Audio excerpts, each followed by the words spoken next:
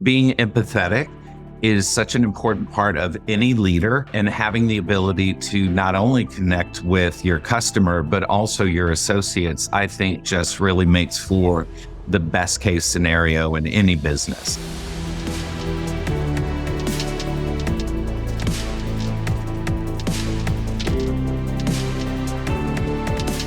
Hello and welcome to the Care to Lead podcast. Today we have a remarkable guest with us, Keith Douglas, founder and CEO of KD&CO Advisors. With over 25 years of experience in marketing, branding, and operations, Keith joins us to share his insights on how empathy shapes leadership dynamics in the business landscape. Keith, thank you for being here with us today. I'm so glad to have you. Well, thank you very much for inviting me, Cynthia. I appreciate it. So I was excited that you offered to be a part of my series in Authority magazine on empathy and leadership. Can you share with us what it was about that topic that inspired you? I started my career in hospitality. And when you work in the hospitality environment, the ability to take the place and have a connection with the customer is so important. And what I realized through my hospitality career, that same connectivity with the associates was equally as important in delivering a great guest experience.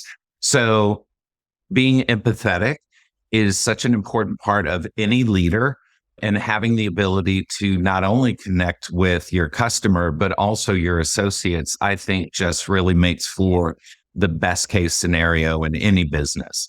Because empathy can mean a million things to a million different people, and there's a dictionary term, but what does it mean to you? You know, in my mind, empathy really relates to the feelings and being able to appreciate and respect the position where someone else is. And you hear very often, it was just like, I meet people where they are. And I think that's an important part of empathetic leadership, is being able to meet people where they are and to understand what circumstances are kind of impacting their life, what is impacting their work performance, and being able to actively listen to understand what that individual's personal issues are, to really help them navigate and deliver either great guest experience or a really amazing product, depending on what your business is. And for me, empathy is just being able to put yourself in someone else's shoes. Have you ever had an experience in your either childhood or in your career journey where an empathetic leader made an impact on you? You know, I had the good fortune very early in my hospitality career to have a couple of really great mentors. And there was one in particular, the first director of sales and marketing at Park Hyatt Hotel. And one of the things I always admired about her is that she truly took into account, with whatever agreement we were negotiating with the client, how that was going to impact the hotel operation. And she ensured that we only promised what we could deliver. And the associates were always informed, especially with the most important groups, which is every group that really stays at your hotel, the details that were delivered to the customer. And I think that is part of empathetic leadership, is the communication and the transparency. And she would always ensure that the associates understood the nature of the event, the purpose, the people who were attending, and it gave them an appreciation for the level of importance in the customer's mind. And I always thought that was a really great way to kind of approach every negotiation with the customer. And the second mentor for me was always being in the client's shoes. And there was a gentleman who was the director of sales. And from a corporate perspective, he managed all of the high-level accounts, including a lot of the major advertising agencies who were based in Chicago. The property was in Chicago itself. And the agencies were always entertaining clients who were coming in from out of town, because you had the Leo Burnett's of the world and all the big players at that time. And they wanted to make an impression on the visitors that was reflective of what type of service they were going to deliver as an advertising or communications agency. And he always ensured, again, that the associates were well informed about who the guests were, who the clients were, but appreciating that his client actually had a client, and that was ultimately who we were servicing. So I think those two were really good examples very early in my career on how to really empathize with both the customer and the associates to ensure you're delivering great guest service. So your career has gone a lot of different ways, and where you are today is amazing. But balancing empathy and making tough decisions, which I'm sure you have to do on a regular basis these days, that can be challenging. So how do empathetic leaders navigate this delicate balance? That goes back to my comment about transparency. I really feel like leaders in today's world need to first and foremost be comfortable with a little bit of uncertainty in their plan, because things change and we live in a very dynamic environment. And I think appreciating and understanding that you are going to lay out the best plan you can possibly have, communicating that to your team, whoever that team might be, and making sure that they're carrying that message through the organization. So there's transparency in the conversation. Everybody appreciates exactly where the organization is. And I think in this business climate, the associates are looking for a comfort level that they're working for leaders who are being honest and open about the conditions in the economy and what's going on with the business and what the future plans are. People like to know that there's a plan, and that plan gives them a sense of security that they're working towards these goals, knowing that in this business environment, you need to be nimble, you need to make adjustments, and I think we have to be adaptable. And that adaptability is key with your senior leadership team, because there needs to be a collective opinion about the direction of the organization in order for you to establish that direction. So tell me more about KD&CO and how it's working today and how you're bringing empathy in, even when you're dealing with clients. That's a great question. So we have a unique combination of hospitality experience, as well as commercial real estate, as well as public programming. And we combine those efforts to really help organizations working in the commercial real estate space, the data center world, in the hospitality industry, to really look at their assets and what they're delivering from a guest experience to help with identifying revenue opportunities that maybe weren't part of the original plan. Again, it goes back to the adaptability factor. COVID changed everything for the world, and people are traveling differently. People are working differently.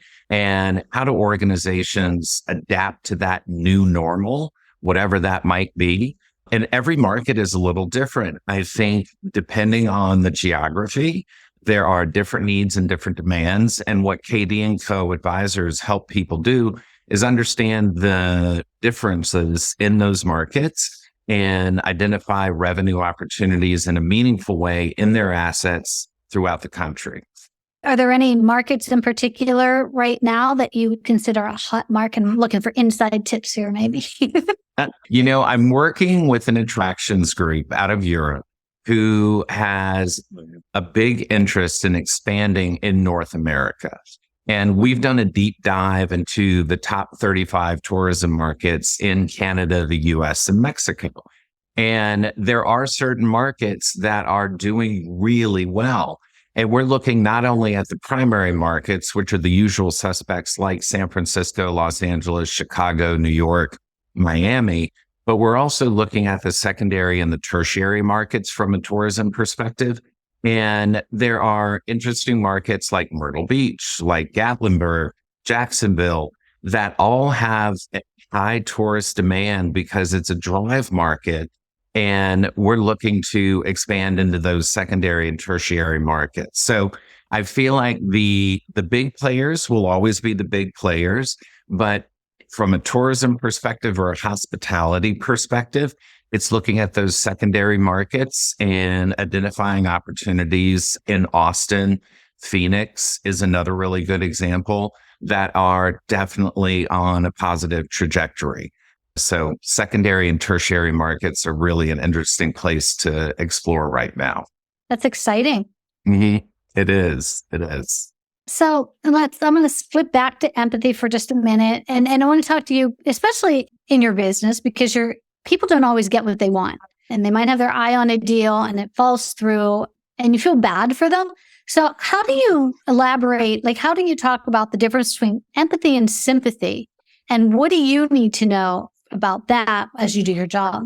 That's a really interesting question. I feel like there's a very fine line between empathy and sympathy. And there's probably a blended average in there from a business perspective because, and I'll give you an example. We were recently chasing a project in New Orleans. And in that project, we were very optimistic that we were going to win the bid. And at the 11th hour, things went in a different direction than the client was anticipating. And I truly believe that everything happens for a reason. And it was just like, if it were meant to be, it truly would come to fruition. But the client was obviously disappointed. But from an economics perspective, the amount of capital they were going to need to make in that particular investment would offset any future growth plans that they have. And we have now identified 3 new opportunities that they now have the capital to pursue because we did not get that particular project in New Orleans. And so while I was sympathetic, I knew that there were future opportunities, and I helped lead the client to kind of understanding what these additional opportunities might be. And ultimately, they were more thrilled that they didn't get that particular project because these other new projects are going to be much more profitable. So that makes me curious to ask you if you would be willing to share your ideal client. Well, what size organization do you work with? Who do you look for as a client? So most of the major players in the commercial real estate world I have worked for at some point. And in the commercial real estate space specifically, you are putting together and going through the approval process for a lot of large mixed-use developments that are multi-acred in all the primary and secondary markets. And that approval process takes time, energy, and effort for the team. But ultimately, you get it to the finish line and all the approvals are granted. And then you have this amazing ramp-up period where you need to have communications, you need to have a marketing support, you need to have leasing materials. All of those pieces need to fall into place in a very short window. And internally, you have not really staffed up to kind of address all of those needs. So people will engage me in the commercial real estate space to kind of help fill that void until they can ramp up internally with the resources to dedicate to do those particular projects. So that's one example in the large commercial real estate space. With the smaller to mid-size companies, I actually serve as a leader for their marketing and communications and community engagement strategies. So that is more hands-on alliance with the CEO, the COO, to help them kind of identify what their strategies are from a business perspective, and then how to activate on those in every market. So I work with a broad range of clients depending on the need. And I like to think that I can fill in a lot of the gaps along the way. In KD&CO, we have the resources to help find creative agencies, communication agencies that align with the internal company culture, which I think is another important piece. How do you find the right partners to deliver what it is that you're hoping to do for a particular project or for the company in general? And I help align all of those planets. That's exciting. When you talked about working with the mid-sized to smaller organizations and partnering with them in communications and marketing and strategy, can you tell me what some of the biggest, I don't want to say mistakes, but when you come into an organization, what are some of the things that you are seeing right off the bat that can offer a big bang if they just make a slight tweak? I feel like there are a lot of small to medium-sized companies that feel like they need to work with the biggest and the most recognizable brand names in the creative space, the communications world, or the architectural world. And the reality is there are a lot of smaller, really great creative agencies in every market. And I always like to shop local because there's just a knowledge base that you can't replicate with people that are not in your neighborhood, if you will.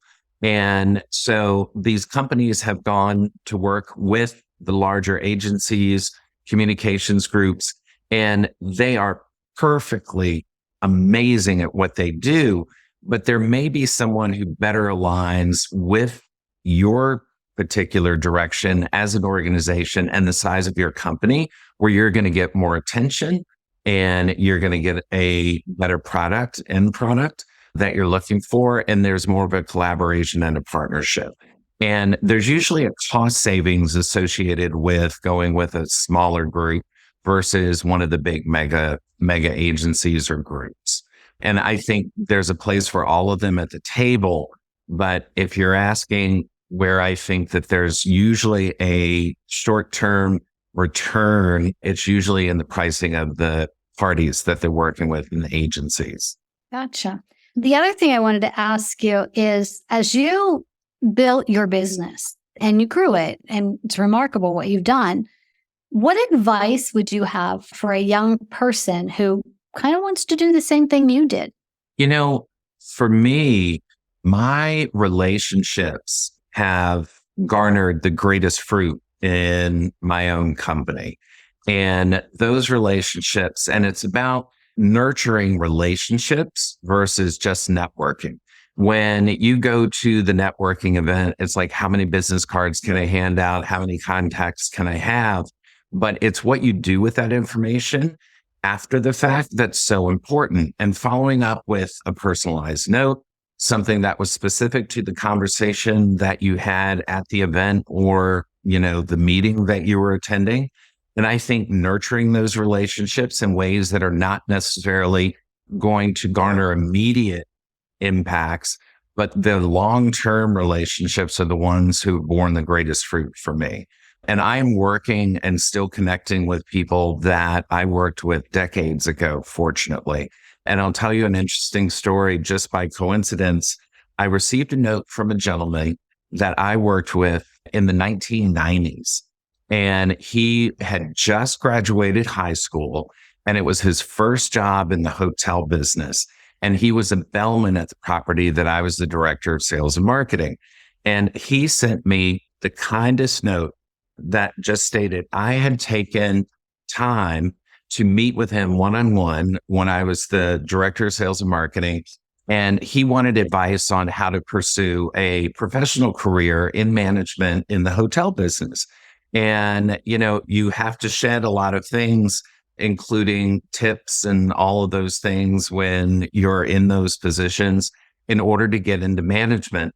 But he had a very successful hospitality career. He was so appreciative of the time that we had taken, and we had several meetings along the way.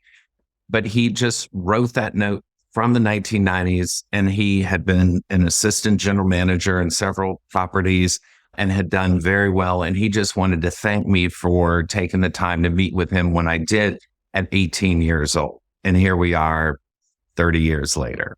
That is so powerful. And you're exactly right. The importance of nurturing relationships, which brings me to something that I find kind of frustrating as I start to work with executives, and no matter where they are in their career, right? I'll say, how active are you on LinkedIn? And immediately there's this little, well, I'm not looking for a job right now. I'm not in the market for something. And so they stay off LinkedIn until they need something. And all of a sudden they don't have a network. They don't have anybody following them. And I really struggle with expressing to them that LinkedIn, you can really learn and build relationships and make friends and get to know people. I have people have introduced me to people that were so far out of my reach one-on-one just because I built and nurtured relationships on LinkedIn. And I'd like you to talk about that a little bit from your perspective. Yeah, I think there are multiple ways to approach networking. And to your point, I think LinkedIn is a wonderful professional resource to understand what's happening in the industries that you're interested in. And there's no better format to get information directly from the companies or the corporations or the organizations that you are interested in than LinkedIn. They are posting and sharing what is happening in their company. And if you want to be informed or affiliated with those organizations, that's a great resource. I also think it's a wonderful way if you're attending a conference or a networking session to understand who might be attending or speaking that particular event, and using LinkedIn as a resource to understand who from the organization from that particular market might be attending the conference that you want to introduce yourself to, and to know what that person looks like and to be able to walk up and introduce yourself in a meaningful way, I think is very impactful. And I think leveraging the social media channels for the companies or organizations that you're interested in, whether it be Instagram, whatever their channels are, and following them and understanding what their messaging is about is also a great way to just kind of continue to learn and understand what messaging these groups are putting out into the universe. So you can be prepared to have those conversations. And when you're introduced to someone, you have some reference points to talk to. As we talk about empathy, and then we bring in this networking concept, empathy is about connection. It's about really understanding the other person and hearing the other person and having compassion for that other person. What do you say to the person who is networking and doing their best to show empathy, to connect, and they have trouble with remembering names? Do you have any tips? My tried and true, and I am guilty of the same thing.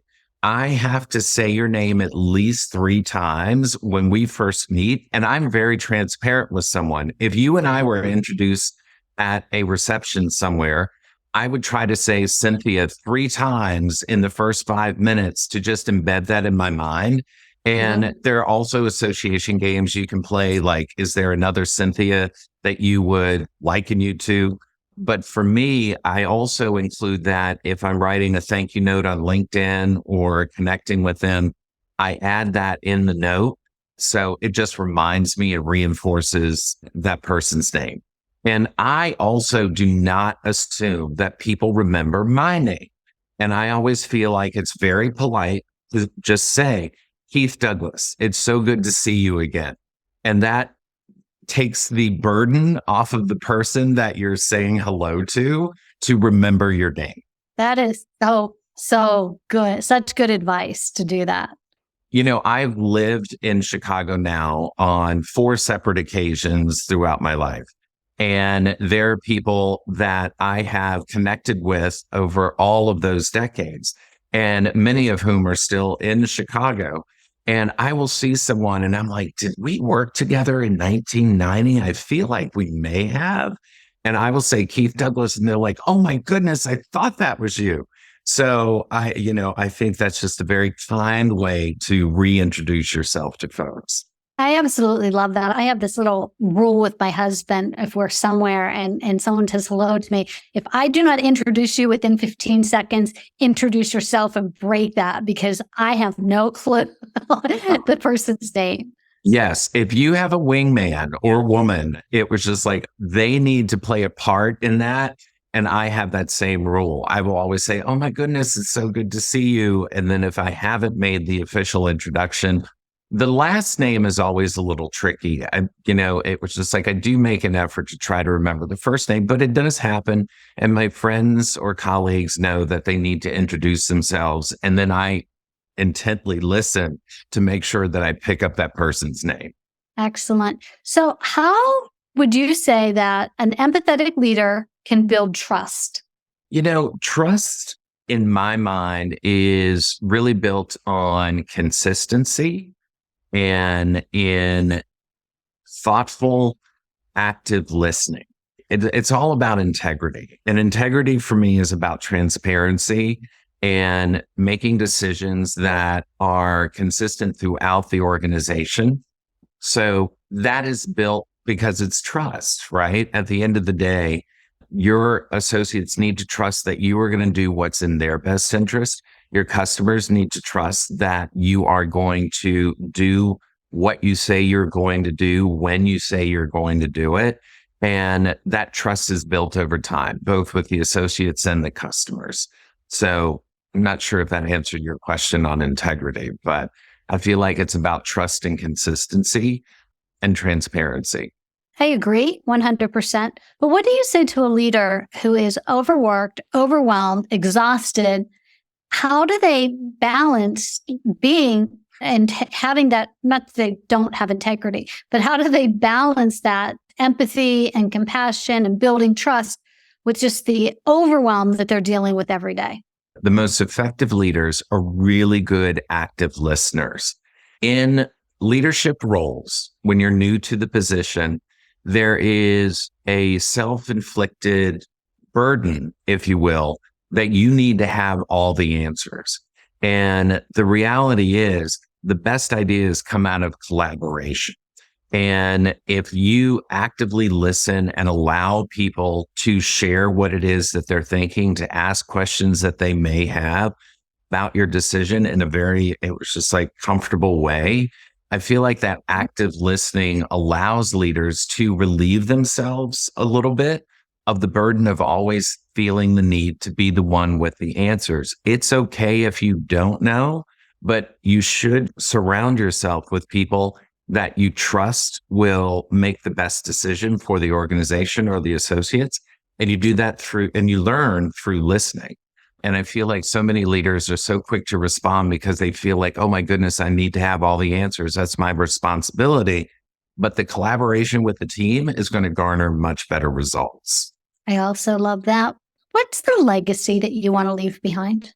Oh, I haven't thought of that question, Cynthia. I feel like leading with love is not something you hear very often, but there are a few leaders that I have heard lately that are using that term. And I feel like if you allow yourself to be an empathetic leader, to put yourself in the position of your associates in a really genuine way, you can't fake your way through these things. That's the other thing. I would like people to think about our collaboration or our projects or working time together where it was collaborative, it was done with care, and we had a little fun along the way. I think that's what I'd like my legacy to be. I love that. And where would you like our listeners to reach out to you? Is LinkedIn best? Your website best? LinkedIn is a great place to find me. I'm one of the few Keith Douglases on LinkedIn. And you could also visit my website at KD&CO Advisors, plural, KD&COadvisors.com. And there's all the information and a contact us place. So that too is a great place to find me. And we will make sure to have all the links in the notes, and it'll be within the article as well. Premier Authority Magazine will embed this with that. Excellent. So, Keith, is there anything else you want the audience to know, our listeners to know? Anything else you want to put out there? I feel like it's such a privilege to have the opportunity to share this and have this conversation with you, Cynthia. And one of the things, there's a saying that Billie Jean King was credited for, which said, pressure is a privilege. And I truly embrace that and believe that having the pressures that are either self-imposed or organizationally imposed are truly a privilege. And we need to be grateful for those opportunities. And I think that's a great place to end the discussion on empathy today. That is wonderful, Keith. I can't thank you enough for sharing your valuable insights on empathy today. Your experiences and your wisdom and just the passion that you bring to the subject are just truly enlightening and so, so valuable for our listeners. And to our listeners, thank you so much for tuning in. We hope you found this episode both informative and inspiring. Remember, leaders who care to lead.